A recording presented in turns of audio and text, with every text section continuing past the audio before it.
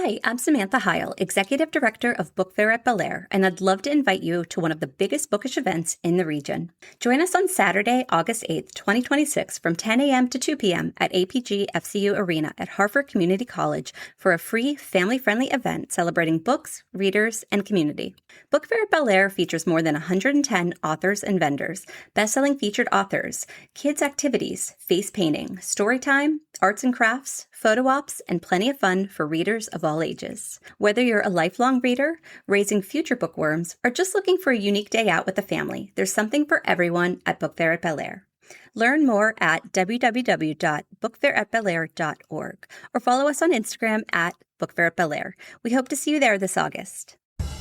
Coming to you from the Freedom Federal Credit Union Studios, Hartford County Living presents Conversations with Rich Bennett. Slow pitch at first.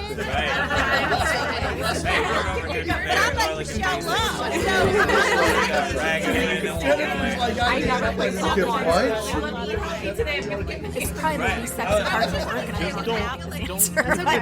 No. The truth is... Have you ever been told you couldn't do something, only to spend the rest of your life proving that prediction wrong? Today's guest was told at just 13 years old that she'd never learned to sing.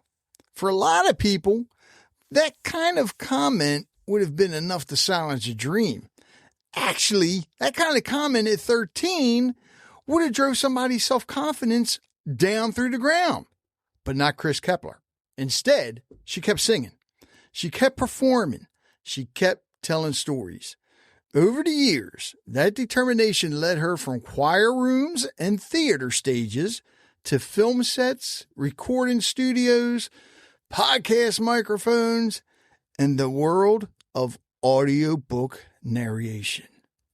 And you've heard me had authors on here all the time, and we always talk about audiobooks. I love listening to books that way. Today, Kris is a narrator, an actor, a voice actor, a writer, and podcaster who has brought more than 50 audiobooks to life, created memorable characters ranging from dragons and witches to presidents and anteaters, appeared in independent films and video games, and built 2 successful podcasts dedicated to storytelling and sharing wisdom.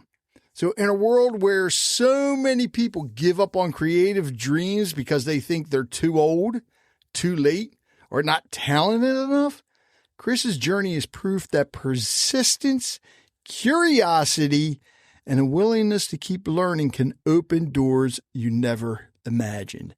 So pull up a chair, grab your bourbon, grab your coffee, grab your water, whatever you're drinking, and join the conversation, because this one you're not going to want to miss. How you doing, Kris? Hey, I am pretty good. Yeah, it's sunny where I am. So, oh, it's definitely, it's weird here. So those of you listen, we're recording on June, 18th. 18th, yeah. June 18th, and Kris is on the West Coast. I'm here in good old Maryland, and here it's going to, I think the high is like 90, but they're calling for like 40 to 50 mile per hour wind gust. Oh my gosh. But I don't think we're supposed to have like storms or anything. Wow. Weird. And it'll probably be a hot wind, so it ain't going to cool it. You know it's not going to cool it down, which I can't stand that, but that's okay. All right, so Kris, I want to start with something that actually really, really stood out to me. Uh-huh. You were told when you were 13 years old that you never learned to sing. Yep. Yet here you are, decades later, with a career built around your voice. So when you look back on that moment now, what do you think kept you going when someone else might have quit? Well, actually, when a lot of other people would have quit. You know, it made me angry. And it's like, well, I love singing. I want to keep doing it. I'm going to keep going. It's like it morphed into I'm going to prove them wrong. I'm not going to give up.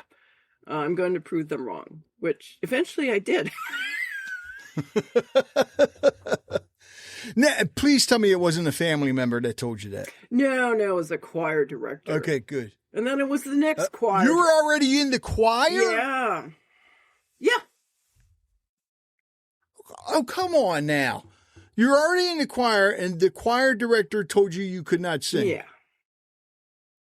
That's messed up. Oh, yeah. I was messed up. Yeah. Oh, kidding. Please tell me that choir director lost their job. Well, probably not. No. I think they probably taught there for several more years. So, did you go back and prove them wrong? oh yeah. Or did you just keep going and good? I just kept going. It's like I really like to sing.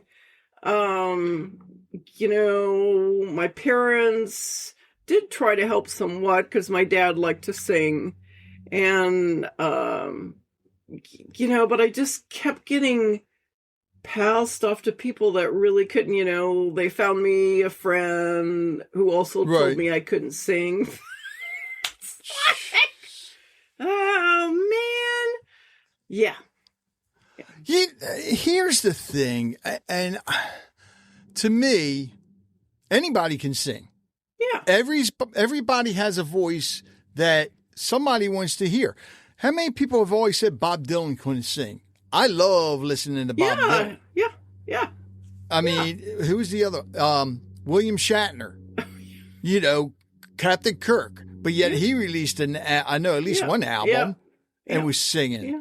There are some people, and you even had that one guy from, I can't remember what show it was. I want to say William Hung or whatever, from American Idol. I don't know, one of them shows. And he even put out an album. And guess what? People listen to it. Oh, yeah. Yeah. So there's an ear. There's an ear for every voice, is what I believe. Yeah, and sometimes you just it turned out part of my issue as I went on is no one had helped me develop an ear for music. I just never developed it because I didn't play an instrument. Playing an instrument always helps you, develop an ear. Mm-hmm. Because I didn't play an instrument, I didn't develop an ear for sound and tuning and stuff like that. So yeah. All right, so crazy question. When you were younger, did you by chance ever listen to opera? No, didn't really. Well, my dad played it occasionally, Okay. But not a lot. No. I think that's how, 'cause you look at a lot of your top singers that never played an instrument. I think that's how you develop an ear for music, is by listening to something like opera. Yeah, listening. I think listening, helps a lot too. Yes, I eventually learned to sing opera. Oh, come on. No, I didn't like opera when I was young. My dad did. And then a voice teacher got me into it. And it's like, oh, I actually like this. It's a beautiful art. It's a beautiful art. I have to say, from going to choir and then doing musical theater and then actually singing in some operas, it's the very hardest to do. It's the very hardest to do because you still have some acting you need to do. You have to be at the right point on the stage at the right time, and then you've got to put out this huge output, vocal output, and you're doing all of those three things at the same time. Yep. It's like, so after school, because you were in the choir when you were a teen, when you were in school. Yeah. So after, and I love asking this question a lot. Back in school, high school, everybody's supposed to have a career goal. Oh, yeah. Or at least nowadays they are, which I don't believe in, because even in your early 20s, you don't know what you want to do. You don't, no. But what was it that you wanted, that you thought you wanted to do after high school and you ended up doing? Or did you always want to be into acting? I really wanted to do musical theater.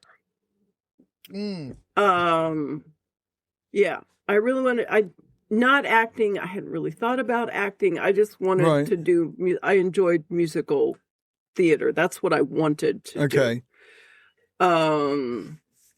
And so yeah, I did eventually get there.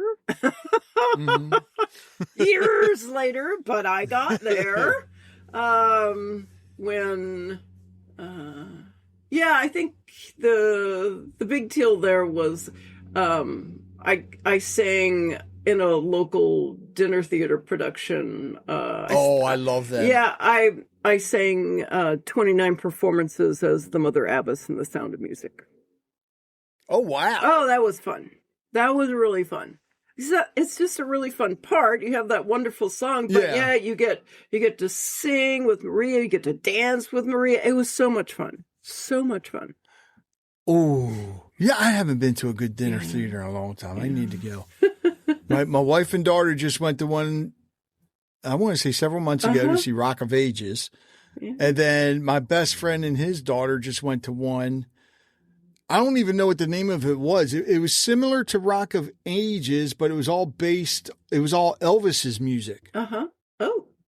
Which would have been interesting to see. Yeah, no kidding. Yeah.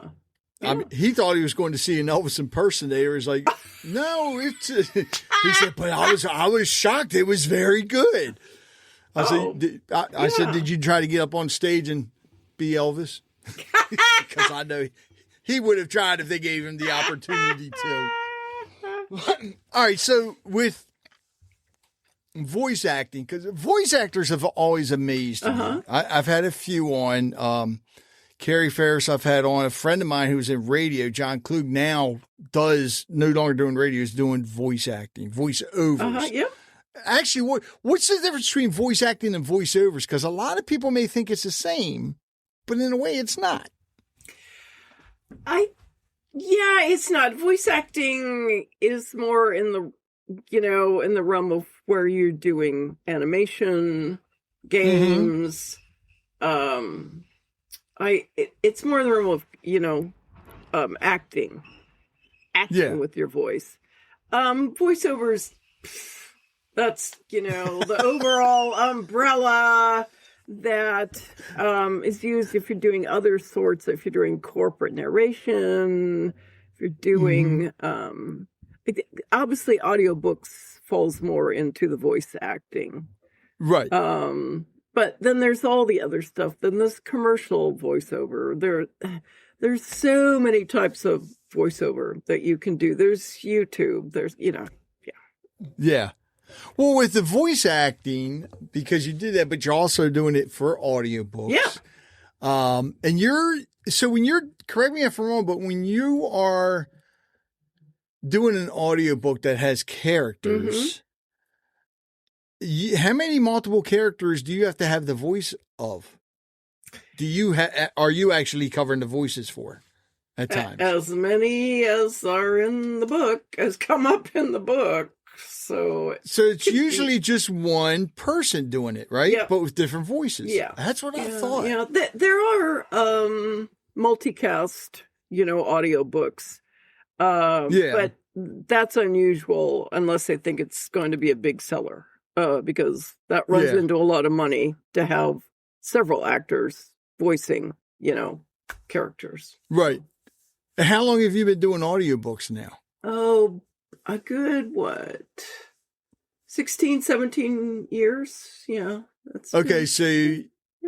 So you started back when, actually, I don't think it was books on tape. I think by then it was books on CD. It was, It was already had moved into the digital realm by the time I got started. So now, since that time, and then you were probably going into a studio, not doing it from home, correct? No, it had already moved into the home studio. Oh, it was. Okay. So you were doing it from the home studio then. What's been one of the biggest differences you've seen since you started doing it to now, even if it's been like the software, because we know how much software has changed. Yeah. And even with AI now too. Yeah. which I'm sorry, those voices. Yeah. You can tell at least I could tell the difference. Yeah. No. But what's been the biggest change for you besides AI?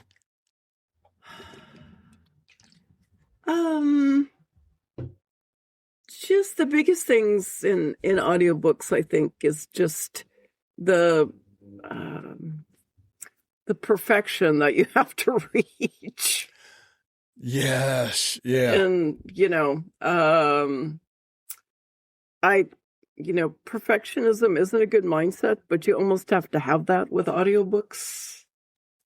You have to, because here's the and I've done this. I love listening to the audiobooks, but there have been audiobooks I started listening to and I stopped. Yeah. And I wouldn't go back to it. I wouldn't even read the regular book because the narrator was just that bad. Yeah. And I do know, like with novels, you should definitely have a voice actor. Yeah. Because you have all the different characters. Yeah. I do know some self-help books. A lot of times the author wants to do it himself. Yeah. Which in a way I can understand, provided you can speak. Because that's a difference too. Yes. And I also coach authors who want to self-narrate. Oh, yeah. And some authors are really good at it, especially if they're already a speaker or a teacher. Yeah. They're already, they're just about ready to go. There's a lot of technical stuff that they think that, I have to do this in an audiobook. And it's like, no, you don't want to do that. No, you don't need to speed it up. If people want to speed it up, they will do it themselves, but not you. No. No, I can't look. A lot of time, I know a lot of people will listen to a podcast at like 1.5 speed or even 2 speed. I can't even do that. Yeah. I need regular speed. Yeah. And the ones that are going like Speedy Gonzalez, I got to slow that one down. Yeah. And I think that's the tendency I find among authors. It's like, I have to speak fast. It's like, no. No, you Okay, so when it comes to the audiobooks, are you actually working with certain publishers, or can anybody contact you? And the reason I ask this is because a lot of authors I have on, if they're going through a publisher, the publisher tells them they have to wait at least a year to do an audiobook to see how their book sells. Oh, yeah.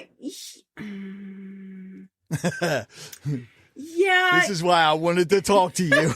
No, anybody can. I work directly with authors all the time. Okay. And if the author already, maybe if you're a new author with not a huge following, right. You don't know if you might need an audiobook or not, you might want to wait. But some authors that I work with, that especially already have books selling well, they're making the audiobook right with or right after the print book, because they already know. Yeah. They already know how things are going to go. So so I think it depends on the author and if they have previous books and how those have gone, right. and their following, and if they have people asking for an audiobook version right away, it's like, well, it's probably a good idea to make one. Well, and with the audiobook, would it go through the publisher, like the actual book itself? It depends on the publisher. Some like to keep control of that, and others are like, no, I don't want to deal with that. So right, yeah. Wow. Okay, so with you, and if nobody's ever asked you this yet, I don't know why. But what has been one of the hardest characters for you to do so far? The hardest characters for me are always when you get just like a professional, a doctor, a nurse, that they don't really have, especially in the book, if they don't have any special descriptors. It's like, do I need to make them stand out? Do I just, go with what their character is going through at that point? Sometimes it's not much at all. It's just like the character's imparting information. So right. I think those are the hardest. For me, those are the hardest to deal with. And which ones and if this is not a word, it is now because I'm about to say it, which ones have been the funnest for you to do? Oh, those are the ones that's a word. Where I have to come up with unique voices. Like dragons. Yeah, dragons. Or I did a couple months ago, I did a Hans Christian Andersen fairy tale. And there were three characters that spoke, and two of them were inanimate. One was a cucumber. And the other was a weather vane. It's like Veggie Tales. So it's like, okay, what would this cucumber talk like? Let's see. So those are the fun things, or actually the characters that have a unique. You got to be really creative. Yeah, there. you do. Yeah, you do. You do. Wow. I mean, that's the fun part. I love creating those kind of character voices that are unusual. They're an unusual object, or yeah. All right. So when you do a book, when you're recording the audio book, before you record the whole thing, do you actually send like little tracks to the authors of the different characters for their approval, or how's that work? Or do you have like free range? You pretty much have free range unless you get specific directions. Yeah. Right.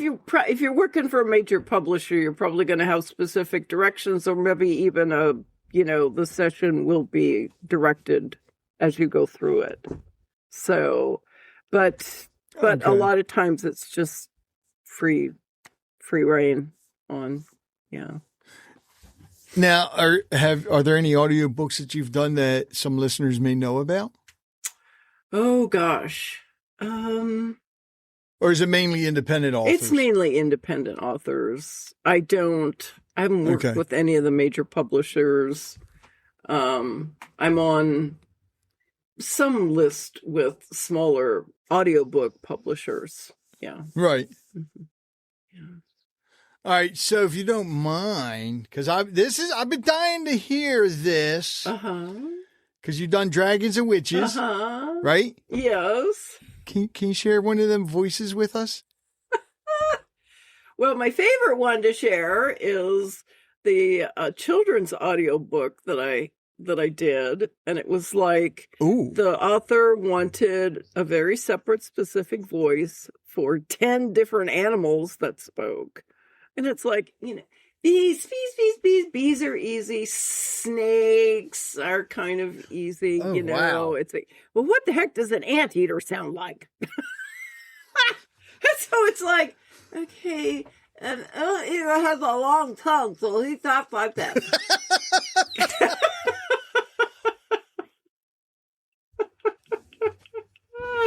Oh, God.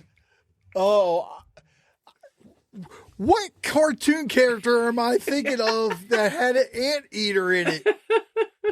Was it the Pink Panther? Oh, gosh. I don't know. I was just, I'm thinking. I don't know if the anteater spoke. Yeah, I don't know. So you have, I can't even do it. So you were doing an anteater talking while your tongue was thick. How do you do that? How long was that? How long did you have to record that character for? Oh, it was only, I think, a line or two, so it was short. Oh, thank God. Yeah, I was going to say, otherwise your tongue would be numb by the end of the day. I think one of the longest characters I've done has been, I did Ernie the Earthworm, and he talked like this, telling kids about the Earth for 10 minutes. Okay, well, you know what? That just hit me. So you're doing children's books in audio form. Yeah. I never realized that children's books can be in audio form. Yep. Which makes sense because, oh, wow. Yeah. Okay. Oh. I especially love to narrate children's stories. That was so fun to do. That fairy tale was so fun. Oh, Kris, I have a lot of people I need to send your way. I talk to children's authors a lot. And because to me, a good children's author, the kids don't only learn from it, but the adults learn from it as well. And I think that's what makes a great children's author. And I'll have to go back and look to see if any of them have it in audiobook form. And if not, I definitely got to put them in touch with you. Oh, yeah. I love, I say, I love to do children's, stories. Oh, they're great. Yeah. They're great. I mean, they're the only one I could do is Santa Claus. I used to impersonate voices. Well, all right, maybe Bullwinkle. That was about it. I can't even do that anymore. I used to love impersonating people, and I guess once you stop, after a while, you lose the art of doing it. Yeah, I think it's a very special talent to do that. I don't have that talent. Mine is, coming up with unique voices for characters. That's right. That's me. But mimic, no, I'm terrible at mimicking anything. Someone who's already well known. No, don't do that. Yeah. That's why, what's his name? Was it Mel Blanc, whatever? The one who always did Bugs Bunny and all those other characters. Yeah. That's why he was so successful. He didn't mimic anybody. He came up with them on his own. And always had Jack Benny laughing. Yeah. Man, I am showing my age now. Holy cow. Just for those of you listening, I was watching Jack Benny on the reruns, okay? Wow. On Pluto TV or something like that. Yeah, I think they have, That was great. I loved watching it. So with authors, when independent authors especially, when they want to get in touch with you, whether it's to use you or for you to coach them, how do they get in touch with you?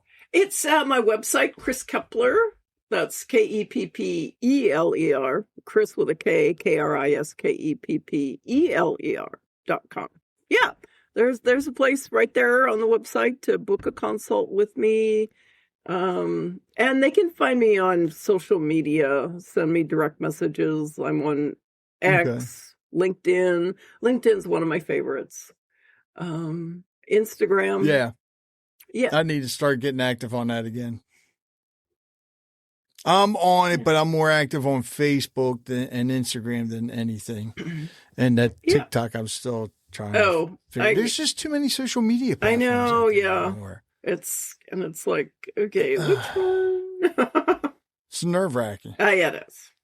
Yeah. All right, so what made you decide to start a podcast? As a voice actor, you're set up already to do it. Well, that's true. And I love telling stories, and I was reading, these really wonderful stories, and I thought, well, wouldn't it be great if people could listen to these? And that started the Does This Happen to You podcast. And I really enjoyed narrating the stories. It was good for me. It was, the writers really enjoyed hearing their work narrated. And so, it was just something it's easy, to do. moving into an interview style, which is my new podcast, Kris Talks About the Wisdom of Women. That has been a little more difficult. Because it's not solo, because it's interview. Yeah, because it's interview. So I'm really enjoying it now, but it was a little nerve-wracking to begin with. Oh, yeah. Yeah. Yeah. I know. Yeah. When I started this over 10 years ago, because when I was in radio, I played music. Yeah. I didn't talk to people. I didn't want to talk to people. Oh, yeah. And then when I started the podcast, even when I recorded that first episode, I was a nervous wreck. Yeah. Yeah. I didn't know how to interview people. Yeah. And even to this day, depending on who it is, there's still times I get nervous. Yeah. I like the natural conversation part. Yeah. Oh, yeah. I don't like scripted questions. Yeah. I know some people do. Now on my other podcast, that's scripted questions, but it's short form. Yeah. Just talking to authors, listening to their pitch. Yeah. You know, which now I got to tell them, hey, you need to get Kris Keppeler so she can do your audiobook. But it's so much fun doing them. Yeah. Doing a podcast, and you learn so especially when you're interviewing people, you learn so much. Oh my gosh, yeah. That's one of the reasons I started this. Was to learn something, and I'm already learning stuff about voice acting and voiceover work. You know, but with the podcast, the first one that you're doing, Does This Happen to You? Uh-huh. When did you start that? How long ago was that? Oh gosh, that ran for. I just decided to put it on hold for right now, but that ran for like over 10 years. What? Yeah. About 10 years. Yeah, about 10 years. Yeah, wait a minute. What do you mean you're putting it on hold? I'm putting it on hold because I want to concentrate on my Kris Talks About the Wisdom of Women. I've only got so much time. Yeah. I only got so much time. Oh. So. You have all the time in the world. But it's still out there. You know, you can listen to several episodes on Spotify and Apple Podcast. There's several episodes. On Good Pods. There's several episodes out on my YouTube channel. So, yeah. Okay. Yeah. So. All right. So, the interview podcast, and when did you start that one? I started that, I think it's coming up on close to a year ago. Yeah. A year, okay. Or maybe about 6 months, the actual interview part. Yeah. Okay. Yeah. All right, so with that one, and that's the reason you're putting the other one on hold for now. Yeah, I'm trying to do two at a time. I'm trying to focus on, and I really enjoy the Kris Talks About the Wisdom of Women because I talk to these amazing women. Yeah. Yeah. So, and is that weekly or? It's now going out 3 times a month. So yeah. 3 times a month. Okay. Yeah. So almost once a week. Almost once a week. Almost weekly. Yeah. Almost once a week. Yeah. Yeah. Okay. So where are you? And you're only interviewing women on this, right? I'm actually going to be interviewing a man, but he is going to be talking about his great aunt Greta Garbo, and specifically talking about. Yep. I know who you're talking about. Yeah. Oh God. Scott, yeah, Ricefield. Yeah, I know who. Yeah. I have him coming on. Oh, you do? Yeah. Oh. So, but we're going to talk, he is a guy, but we're going to talk specifically about Greta Garbo and what she went through as a female, trying to do what she wanted to do in old Hollywood. Yeah. So, yeah. Oh, I guarantee that's going to be a good conversation because with her, I mean, back in those days, it was hard being a woman in Hollywood. It still is. Yeah. But she was also like, I mean, everybody looked at her like a sex symbol. Yeah. And yeah. Wow. Yeah. That's going to be a good one. Yeah. That is. So have you talked to other voiceover actors yet on it? Women voiceover actors? I haven't. It's been mostly most of the women are business leaders that I've spoken to. Okay. Although I have spoken to a woman that's part of the Iranian resistance movement. Oh wow. Yeah, okay. yeah, that was very interesting. Yeah, but it's been mostly women in business of all kinds of businesses, but yeah. Right. Yeah. Now, are you finding them all on Podmatch or different places? Different places. I found a lot on Podmatch. Okay. I've been overwhelmed actually on Podmatch with everybody who wants to. There's a lot of women out there, fantastic women with great backgrounds that are searching for a podcast like mine to be on. So, yeah. Yeah. Yeah. Now, have you looked into your local chamber of commerce yet? I haven't. No, I haven't. I guarantee the one I told you about that I was recording earlier today. Yeah. I found her through our local chamber. Really? Wow. And she owns her own studio. But her story blew. I wanted her to come on to talk about her business. Uh-huh. I love promoting other businesses. Yeah. But I didn't. Her story about why she started it was mind blowing. Wow. And it floored me. Uh-huh. And that's why I love when I talk to people, especially a lot of business owners, when you hear their backstory about why they wanted to start it or, the reason they had to, a lot of times you have to have Kleenex ready because it'll bring tears to your eyes on why they had to or why they did. Yeah. And if you haven't run into that yet, you will. I guarantee you will.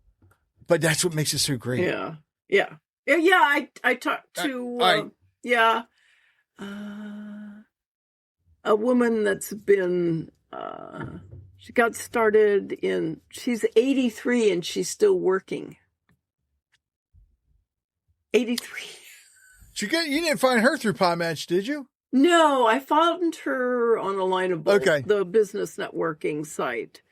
But she helps nonprofits. That's her business. She's been doing it for years and years, and it's her own business. And the reason she got started was because when she got into nonprofit work, she was told that women can't raise money.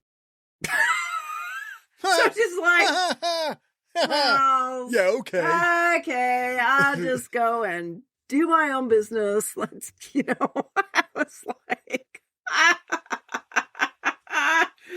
wow. Yeah. Wow. So, you're 83 years old. She's 83. Yeah. Wow. Yeah. All right. So, and you hear the phrase "age is nothing but a number." Yes. And I believe that, especially after this one young lady I had on, me and my one co-host Wendy were talking to her, and she's an author, and she was taking a little break from writing because she needed to have not cataracts, but something else done for eyes, so it was hard for her to write. Yeah, but she was getting that done. Still has a fitness trainer. Yep. Now, this episode came out 2 years ago, maybe. But when she was on, she was 101 years old. Oh my gosh!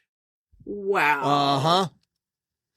101 years old. But two things that really blew me away when we were recording that. The first thing that blew me away was the fact that we were doing it virtually, like you and I are, and 101 years old. She's using the computer equipment to record virtually. Yeah.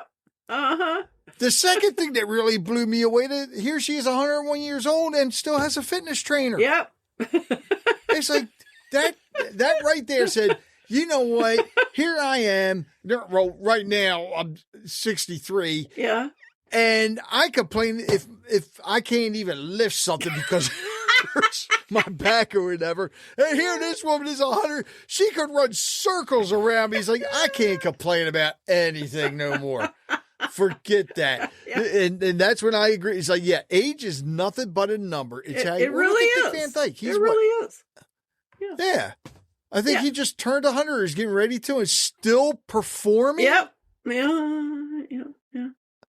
And I think Mel Brooks is another one. Oh, yeah. It's like, holy cow. See, so this just tells, so Kris, this tells me this. You and I will both be at least 100 and we'll still be podcasting. Of course. Yeah. That's my goal. Yeah. Yeah. That is my goal. All right, so we knew with the voiceover and the voice acting, I understand why you got into that. But with audiobooks, what was it that said you just needed to start doing audiobooks? There had to be a trigger up there. No, it was just, that's what I started getting hired for when I got into voiceover. Oh, okay. Automatically, that's what I started getting hired for, was audiobook work. It's just a natural segue for actors to go into audiobook work. Okay. It's just, and I don't know if this probably applies as much, but several years ago when the big audiobook studios were going out and looking, the audiobook has become much more competitive. There's lots more narrators out there, but when there weren't as many, they wanted actors. They wanted actors. They wanted actors to come into the studio and do the recordings, and that's what they looked for first, was the acting ability. So it's just and so I didn't really choose it. That's what I started to get hired for. So, all right, do me a favor, and I mentioned AI earlier, and the fact that you just mentioned how these studios were looking for actors. Yeah, explain to everybody, because I know somebody told me, another author told me how Amazon now launched this program where authors can do their own audiobook using AI voices. Yes. Yeah. Tell everybody what the biggest benefit is, or benefits, of hiring somebody like yourself to do the audiobook versus AI. It's the human emotions that we put into it. And especially if you're doing fiction, it would be, getting the characters right. Getting the characters right. But even for nonfiction, some nonfiction is like, well, yeah, AI is probably okay if it's, right.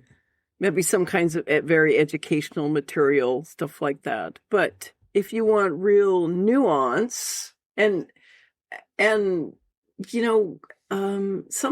lot of nonfiction, it really does require nuance, and you're not going to get that with AI. I just completed, it's not published yet, but a book on ants. And so I watch out for the anteater.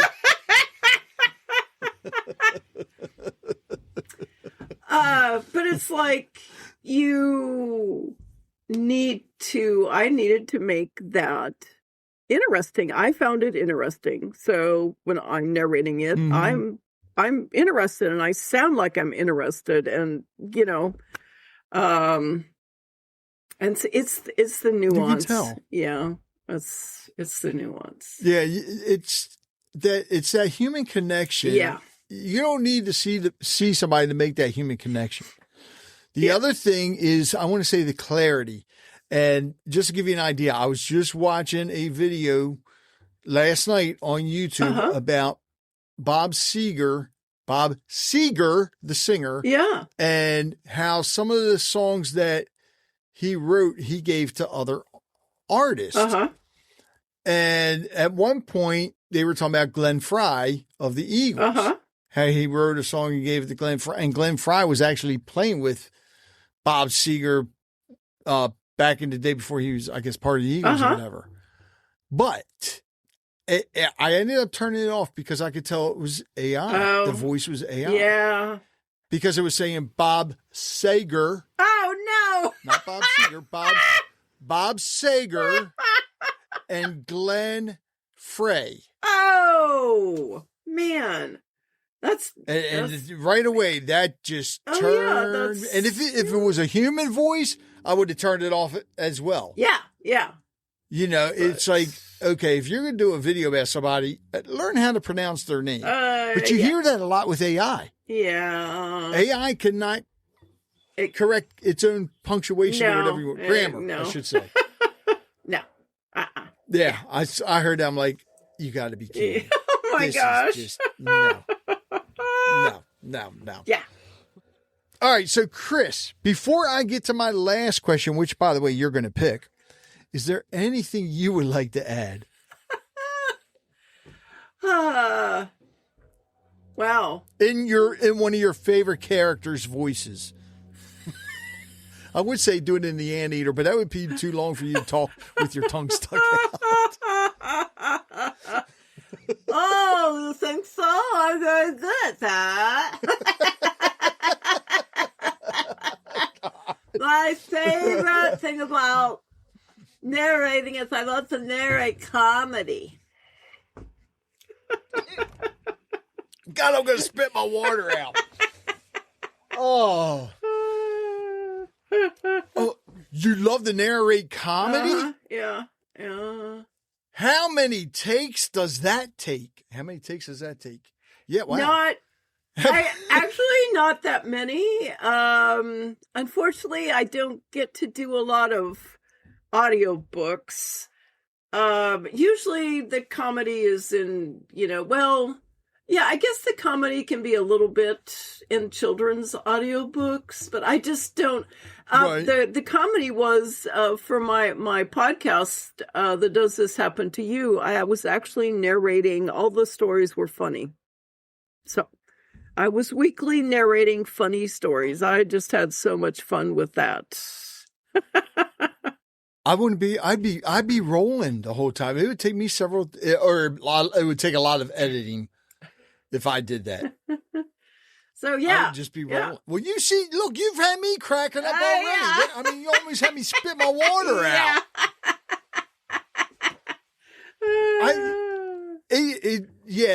I would. That would be. Imagine trying to narrate a autobiography or biography of Robin Williams. Oh boy, that had some of his stuff in there. There ain't no way you could do it with a straight face. No, it would take several takes. I mean, that's the thing about comedy. There was a lot of stories I narrated. It's like I just start cracking up, and it's like, gotta go back and redo that one. That would, but you know what? That'd be a challenge, and I love challenges. Oh yeah. I would try it. Yeah. I would definitely try it. All right. So, Kris, I need you to pick a number between 1 and 5. A 4. 4. All right. Now and usually, so I don't know what these questions are. I have 100 different questions, just to let you know. And a good amount of the time, somehow or another, the questions that my guest picks ends up somehow or another coordinating with what we've been talking about. So we're going to see here. Really? Wow. Now I need you to pick a number between 61 and 80. 72. 72. All right. So, all right, this question has been asked before, but it's still a good question. Oh. I do like this question because it really makes you really think. If you could witness any historical event firsthand, which one would it be?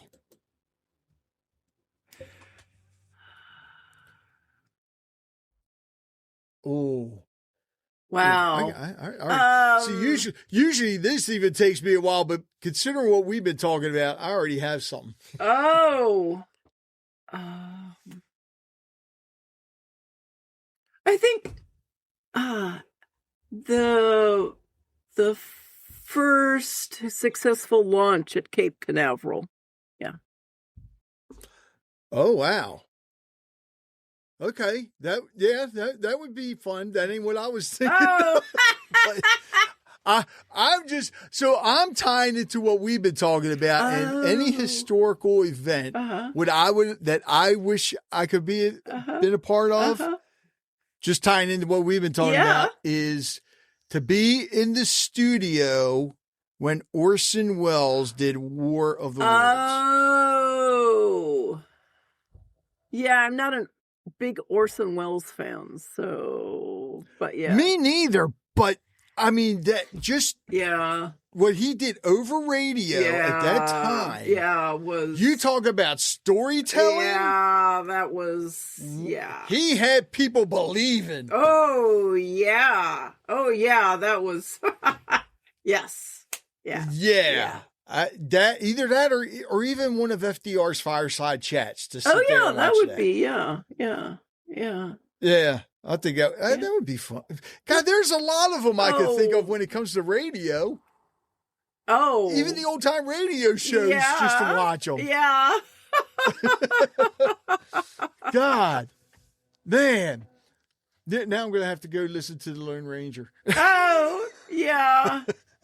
And God. Yeah, when you bring up that kind of, then I think of actual theater and actually the first. The first performance of the Oz stories, because that actually. He did bring some of those to the stage in the very early 1900s. Yeah, which people don't know about. You know what? It sounds like we could do a whole nother podcast on just the historical recording. Go! Yeah. Oh, God. Yeah. Wow. Yeah. Kris, I want to thank you so much. Those of you listening, especially if you're an aspiring author or if you need even businesses that need voiceover work, contact Kris. Yeah. She's a professional at it. She's been doing it for years.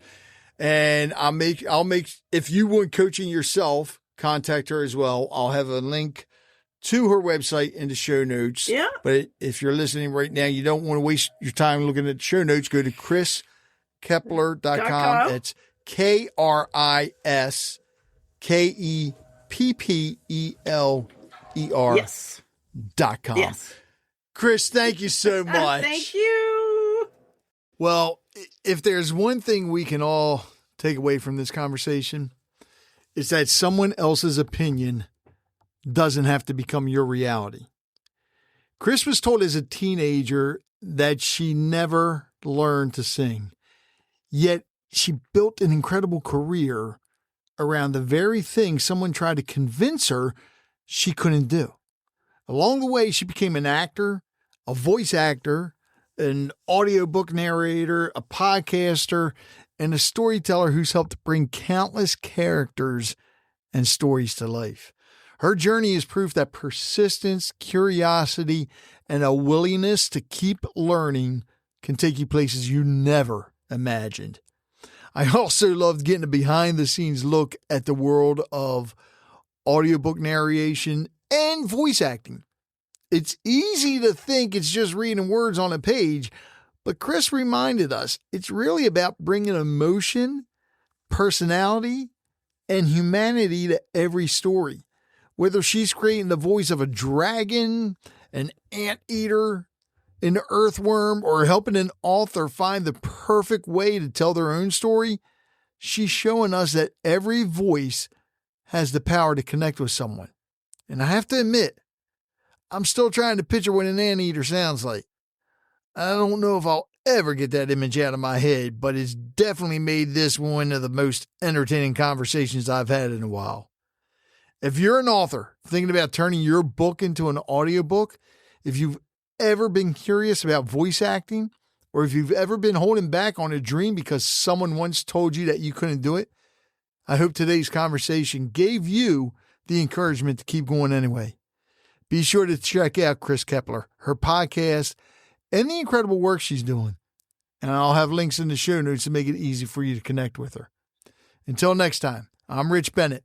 Thanks for listening, and remember, every great conversation starts with someone willing to listen and someone willing to share. And now it's your turn. Join the conversation by sharing this episode, leaving a comment, or reaching out to me directly. Take care, be kind to one another, and I'll talk with you again soon.